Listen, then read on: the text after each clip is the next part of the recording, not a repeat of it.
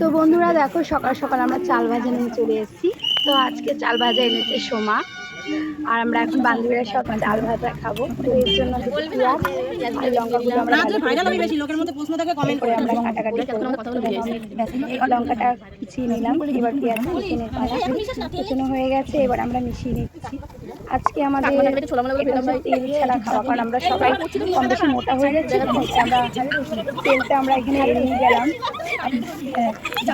মাখা দেখো, মাখা পর্ব চলছে। কথা বলে অবশ্যই যেহেতু স্কুলে এসে ধনে পাতা আর পাইনি, ধনে পাতা ছাড়াই আছে চাল ভাজা মাখা।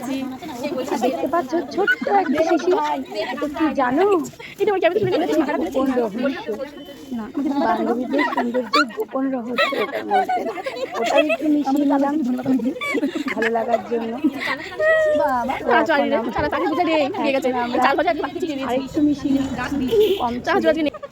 এবার আমাদের খাওয়ার পালা। দেখো বান্ধবী বললো পেঁয়াজটা করে দেখিয়ে নিতে দান করছে। দেখো এখানে একটা বান্ধবী লজ্জা পাচ্ছে, বান্ধবী মুখ দেখাতে চাইছে না, কারণ সামনের দিনকে বান্ধবী এতটাই খেয়েছিল, মুখ দেখাতে পারছে না। টাটা।